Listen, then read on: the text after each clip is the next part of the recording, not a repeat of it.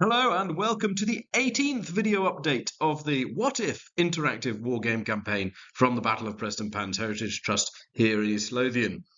Now, it's not that long since we put our last video up, but as you will have worked out if you've seen it, it was simply the prelude to what seemed to be a likely big encounter to follow. So I can inform you that that encounter has taken place, and we'd better bring that news to you nice and fast. Today, we're bringing you the news of what occurred in Hampshire on the 6th of April, 1746. So just to remind you very quickly of the strategic situation over the whole of the British Isles, the Jacobites in control of most of Scotland, and Tullibardine is blockading by land the militia force at Berwick-upon-Tweed, recently recaptured by the government forces. Tullibardine lacking the strength or the artillery to actually retake Berwick, but certainly bottling it up. Down in the south of England, after a long period of deadlock, the Jacobites have finally got moving, attempting to lure the British Army out of London by moving on Portsmouth. That attempt was successful, and King George II's entire force, now linked up with the Hessian forces that have been sent over, of course, marches out of London and manages to overwhelm the French cavalry picket at Guildford, as we saw in the last update. So the Jacobite movements shown here in blue, the redcoats had come down from London to Kingston and then smashed through into Guildford, taken that, heading down through Hazelmere towards Petersfield. The Jacobite forces, the French and Jacobite columns proper, had assembled to block George II's way just outside. Showing it in a little bit more detail on a slightly pre-1746 map. Here we see where the Jacobites have taken up position, just below the village of Berriton, where the road from Petersfield to Portsmouth crosses through the South Downs.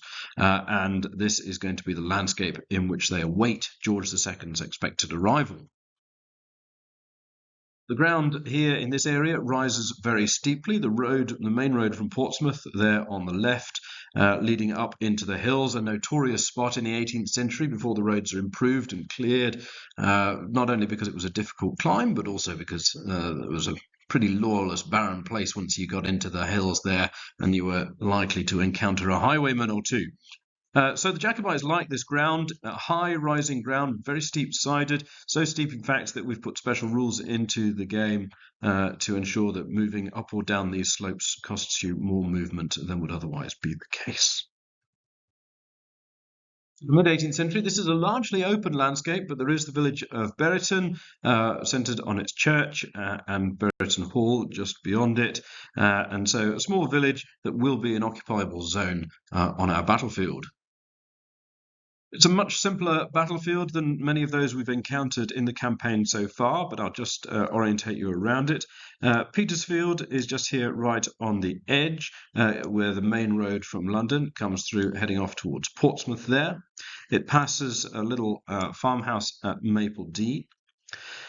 Beyond that, to the eastern edge of the battlefield, there is a ravine running down from Petersfield, past Nurstead House over there, and coming in towards the village of Berriton. Berriton and Maple Durham are considered defensible zones on the table.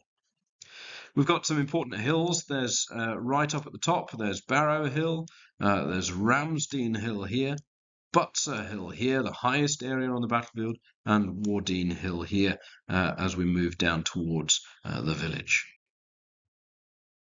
Now, this wasn't the Jacobites' first choice of battlefield. They had intended to fight a little bit further south, but since the government forces are moving so quickly, they decided they were going to push for the battle sooner rather than later. And by being further away from Portsmouth, they've saved themselves from any immediate threat to their rear should the garrison there attempt to sally out during the course of the engagement. They do have a full day's grace on the enemy, so they're able to deploy in advance, and they've decided firstly that they're going to anchor their position on Berriton village, 2 regiments from the Irish Brigade taking up position there to anchor the Jacobite right. So stretching away from the village in two lines, we have the rest of Richelieu's force, the remainder of the Irish Brigade, and the two French line regiments there. The first is the battalion of Beauvoisis Regiment, and the second is a composite battalion, in fact, of pickets of survivors from the defeat at Tunbridge. Jacobite centre is made up of the Scottish units, Highland and Lowland units, and this is perhaps where the Jacobite force is at its weakest. The casualties amongst the Highlanders at the Battle of Sandridge near St Albans were devastating, and that means that there is a weakness in the Jacobite deployment. They are lacking all of those really highly powered hand-to-hand units that have done them so much good service during the campaign so far. To keep a good line, most of the Highlanders are in the front line, reinforced by some Lowlanders behind them and artillery on the higher slopes behind. And the two surviving units of Jacobite cavalry, both small units, the Derwentwaters Dragoons from north of England and Strathallan's Horse, are held as a reserve on the road to Portsmouth. Jacobite left comprises the French cavalry, the squadrons which were not engaged at Guildford, and the survivors of the Royal Étranger who were, and they are supported by the Royal Écossois, the French regulars attached to Charles Edward's force.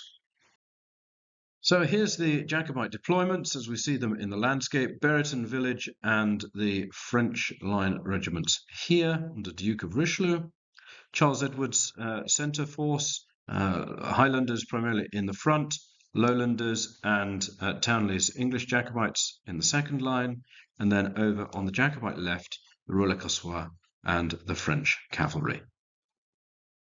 All the Jacobites can do now is hope that the enemy does indeed turn up. And in fact, the government forces led by George II in person are buoyed up after their success at Guildford. They are determined to put the campaign to rest. They want a battle. They believe they can win it. And so the Redcoat forces and their Hessians do march out through into Petersfield, where they camp on the night of the 5th. And on the following morning, they march out of the town and deploy against the Jacobites. So the Battle of Petersfield is to begin on the 6th of April, 1746. The British and Hessian forces deploy just out of range of the Jacobite artillery, and they form a more compacted line than the Jacobites do. We'll just talk you through it a little bit here, but you can see them as they have deployed on the table. George II's left is made up of his British line infantry, including the Guards, and as you can see, they're formed up in 3 lines rather than the Jacobite 2, giving them a shorter frontage but a deeper formation, and they're supported by both cannon and mortars. British centre has the 5 battalions of Hessian infantry. The British right is a really formidable demonstration of cavalry power. We've got the Life Guards, we've got the Blues, we've got the Horse Grenadier Guards, Cobham's Dragoons, the Hessian Hussars, and the Rangers from St Albans, all massed on this flank. And behind them, the 2 battalions of militia from London and Tunbridge, coming up in support to provide musketry should the cavalry require it. A real massing of power here over on the British right. The battle does not begin auspiciously, however, for the British forces. Whether it's lost in translation between the British staff and the Hessians, or whether it's simply a badly phrased order, who knows? But the Hessian Hussars decide to move off the table and off to the western side of the battlefield in this first phase. So they're not available for the main cavalry advance as it starts to move up towards Barrow Hill and beyond towards Ramsden. Nevertheless, the rest of the British cavalry, the Guards Brigade, does head straight up towards the enemy, smashing towards the Jacobite left, which countercharges in a major cavalry engagement on this side of the battlefield. And extraordinarily, although heavily outnumbered, the French are successful. They have the advantage of the high ground, and they drive back the Horse Grenadier Guards and the Life Guards. It's left to the Blues and Cobham's Dragoons to attempt to renew the fight. As they're doing so, the Royal Écossois angle their line just a little bit back in order to provide supporting fire for the outnumbered French horsemen. Outnumbered or not, the French cavalry desperately fight on. They know that they have to hold this flank if the Jacobites are to win. The last thing the Jacobites can afford is for the British cavalry to gain the heights on their flank and threaten their rear. And the French are successful at defending against the second wave as well, driving back the Blues and completely routing Cobham's dragoons. But this has taken a toll. The French have taken casualties and are looking pretty tired on this flank. So Prince Charles rides over to the end of his line, consults with Lord John Drummond, and it's decided to angle the Jacobite line back, closing the door, refusing the flank, in the hope of being able to hold off the British cavalry for the rest of the day.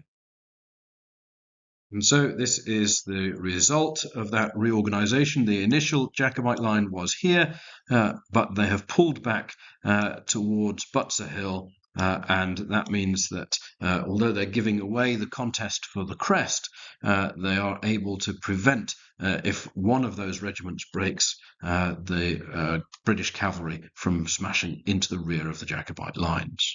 So it's a consolidation move. Meanwhile, the beginning of the battle is pretty quiet over on the Jacobite right. Maybe Berriton Village is simply too strong a position to encourage the British forces to attack it. The French do open fire with their artillery once the British line has moved into its positions, but it's not enough to tempt them forwards. When the wave after wave of cavalry storm up the hill at the opposite end of the battlefield, however, and the Jacobite forces seem to be under pressure on the extreme left, Richelieu decides he needs to put pressure on at the other end of the battlefield in order to stop more and more forces being able to move over to threaten his left. As a result, Richelieu suddenly decides that the French are going to go onto the attack. They move out of the village and they begin to form, ready for an assault past Maple Durham Farm. For the second time in the battle, the British command blunders. And now, at this point, maybe it's the sight of the Irish brigade deploying for battle, memories of Fontenoy perhaps for some of the men on the field, but certainly here's Husk in despair, as instead of moving to respond to the threat, the men actually shog to their right, condensing the line rather than extending it as required.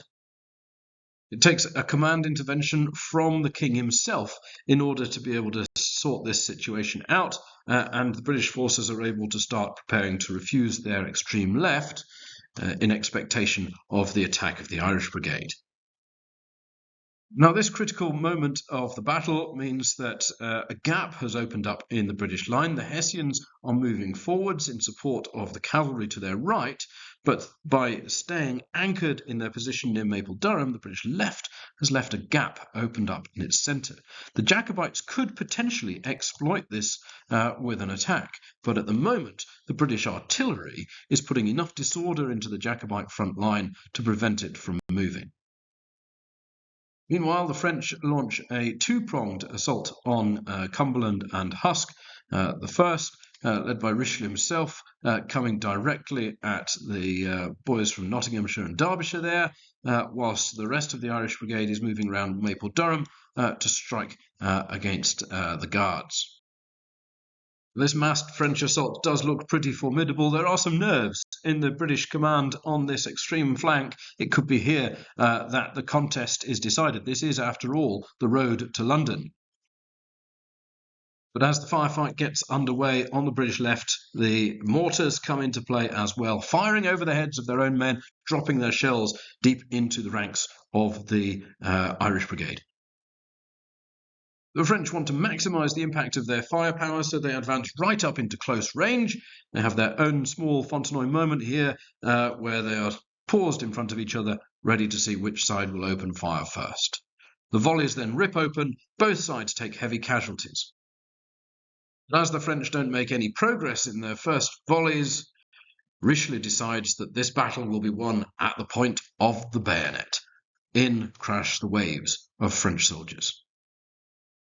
Back over towards Ramsden Hill then, the British cavalry have continued to advance with their militia in support, and the Rangers and Hussars have returned to the field and come up in support. Here they are crossing Barrow Hill. But they have been weakened by the previous combats. The Jacobites are now deployed in a new line, of course, and there is artillery and musketry available to the right of the French cavalry. The Jacobites have also moved up Townley's men, the English Jacobite regiment that has moved up, as you can see, onto the high ground above the French cavalry position to provide a second line should the worst happen here. Go the French cavalry. The Horse Grenadier Guards charge the Royal Écossois, and the Life Guards charge the French line units here. This time, however, it is the French cavalry who are broken. It's a different story for the Horse Grenadiers, though, as they are pushed back by the successful stand of the Royal Écossois. They hold their nerve and they stand fast in the face of the assault. Now, the wisdom of moving Townley's Manchester men onto the high ground is proven as they are able to put a volley into the successful British cavalry, which prevents them from exploiting their success as the last of the French horsemen are driven from the field. Charles Edward has also ordered across to this flank the Strathallans and the Derwentwater Dragoons to make sure that this point in the line is stabilised. Now, by this point, since the Jacobite centre hasn't moved, it's actually the Jacobite army that is in danger of being split rather than their opponents. Because the centre hasn't moved and it's been further weakened to reinforce the left, the Hessians have been able to oblique into the centre of the field, and they've been able to move some of their strength against Berwick's and push them back. At the same time, the Foot Guards and the Black Watch have been moved forwards, and they're now able to threaten the flank of the engaged French infantry. There is now a real risk that if the Jacobite centre doesn't move quickly, then they will be cut off from their French allies along this axis. Charles Edward, lamenting the fact that he has so few of his Highland troops with him, sends the centre forwards. It is not a perfect order, and only some of the units get moving, some of them advancing much further than the others. Nevertheless, the charge is led by Montaltry's regiment. We might remember this regiment from their desperate attempt to get down the length of the country in order to help Charles Edward in his march on London, arriving too late, having fought two little skirmishes along the way to get there. Now is their moment, though, as they charge the Hessian line. Bravely in they go, despite the smallness of their numbers, and their terrifying charge rolls the 1st Battalion of Hessians straight back. But as I've already alluded, the British artillery in the centre has been surprisingly effective at inflicting disorders onto other Jacobite units in the centre, and this has meant that not all of the Jacobite centre is able to advance simultaneously. And so, through a combination of bad order rolls and disorders, the Jacobite attack in the centre is not as successful as it might otherwise have been. In fact, the composite Clandonald regiment there, all the survivors from what used to be 3 regiments of Clandonald men earlier in the campaign, that hasn't got off the mark at all, and so they've left Berwick's unit there badly battered by musketry and artillery, still unsupported. The Atholl Brigade Battalion that's on the higher ground, that has still stayed back as the last remaining Jacobite reserve unit. John Roy Stuart's regiment have moved forwards, but they did not get far enough to engage with the Hessians, whereas Montaltry's men, who had moved forwards with Ogilvy's in support, rolling one Hessian regiment back but failing to break it completely. They now find themselves out in the open, and off to the side there you can see the Horse Grenadier Guards, who have once again been driven away from the top of the hill after those bloody engagements there on the Jacobite left, and despite being beaten back several times, they have still not been broken. They now see a cavalryman's dream as they see the Jacobite forces in the open with their flank exposed. In they go then, the Horse Grenadier Guards charging into the flank of Ogilvy's Lowland Regiment there. They are successful in driving Ogilvy's back, but Ogilvy's do not break. The Guards charge again, but again Ogilvy's fall back and do not break, and at that point the Guards themselves are beginning to tire.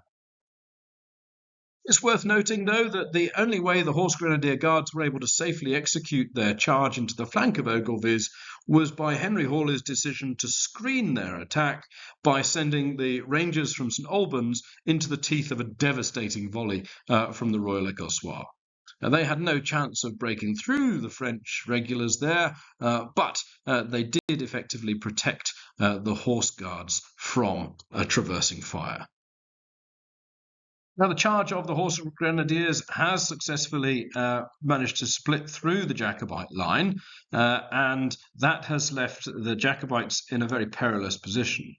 Their left, with the musketry of the Écossois and Townley's Manchester men doing very effective work, is holding. And the Jacobites haven't broken in the centre either, but they have been driven back into a single large cluster of battalions here. The pressure is going to keep building there, but notice Montaltry's men have got themselves completely cut off thanks to the success of the British cavalry. There's no way back for these men. They're stuck with the Hessian bayonets and volleys in front of them and with British elite horsemen behind them, and they are surrounded and forced to surrender.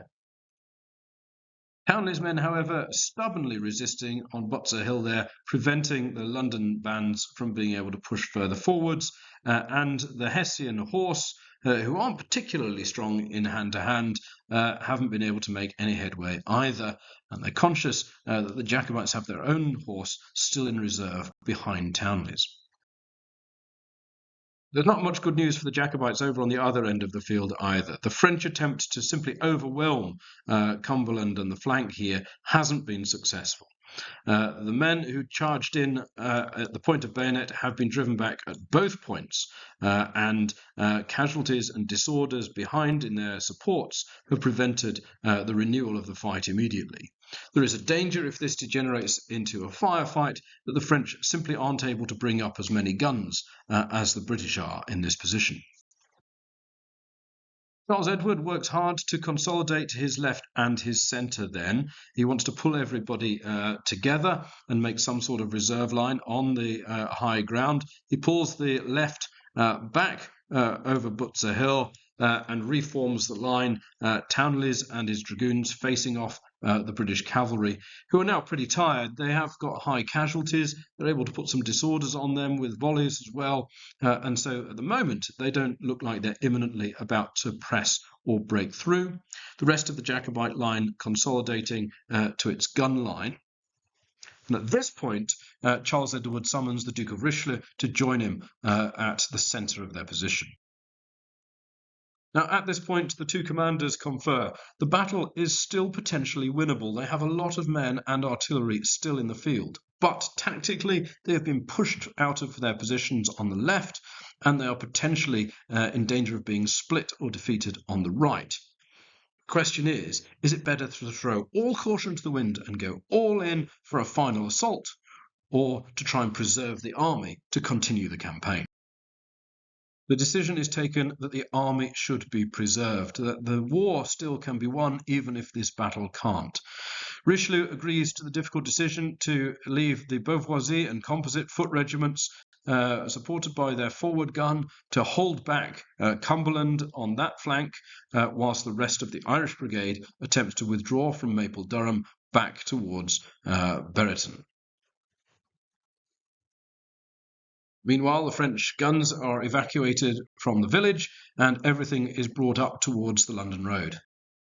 Now, with some of their own men close to being shaken, Cumberland is not prepared to risk the loss of battalions this late in the day, and so after moving forwards, and once it's clear that the Jacobite army is retreating, they do eventually accept the surrender of the French rearguard.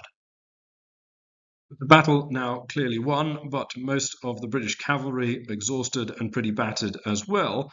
The immediate focus is the removal of the French and Jacobite prisoners of war from Beauvoisis and the Composite Battalion and Montaltry's men, and they are marched with George II back to London with a small guard and there to proclaim another British Army victory and another defeat of the Jacobite army. Meanwhile, the rest of the Franco-Jacobite force, including some regiments who haven't in fact fired a volley at all during the engagement so far, those men of the Athol Brigade, for example, providing a rear guard as they go into the rabbit warren of hills and glens that form the landscape behind them. Now, here's a map of our area from the end of the 1750s, and just to put them in, there's the Jacobite line at the start of the battle, and our initial redcoat line around here. Now, as you can see, the landscape behind the Jacobites is not particularly suitable for cavalry, and certainly not for the tired and exhausted horsemen that have fought their way up onto the heights during the course of this long slogging attack. Now, although the number of broken regiments in the engagement were not particularly high, many regiments on the extreme flanks of both armies were very close to their breaking limits. So it's unlikely that the British army is going to risk a severe pursuit. The Jacobites, therefore, believe they can safely withdraw towards Winchester this way. Then it's pretty clear they're going to have to try and find their way out of the south of England. They have to get, if they want support, northwards. The British army is therefore better off if it decides not pursuing into the hills and instead attempting to march in parallel, heading towards Winchester or wherever it might be able to trap the Jacobite army. So this is what's going to be happening in the coming days. The battle itself is over. The Jacobites have lost much of their French cavalry. They've lost some of their French infantry. They've lost a lot of their prestige. Now, there's unlikely to be a council of war in the coming days because the Jacobite priority is simply going to be the survival of what's left of its army. It has to get away from the south coast. There's a hostile garrison at Portsmouth, and the Royal Navy controls the sea, so there's no prospect of a naval evacuation for the Jacobite forces. Their nearest friendly faces are in Newcastle, but there are garrisons in between. A small militia garrison at Worcester, a regular-sized and small militia unit at York under the Duke of Devonshire. And of course, the Jacobites have not taken Carlisle Castle in our campaign, so there is a small but fixed British garrison there. So it's likely that our Jacobites are somehow going to have to try and get their way to Newcastle. What they do then, who knows? Will they move back into the border to link up with Tullibardine, or will they bring Tullibardine to them? Meanwhile, what we do know is that George II has already given instructions that his naval forces are to move to blockade Newcastle from supply, and they are to land Marines at Berwick-upon-Tweed to reinforce the garrison there and really put the pressure on Tullibardine and his stretched forces in Scotland. Things aren't looking good for the Jacobite cause at this point. The war is far from over, but for the first time, perhaps in quite a long while, it's looking like the Jacobites are losing it. As always, thanks for watching. I'm sure it's not going to be too long before we're back with another update. Goodbye.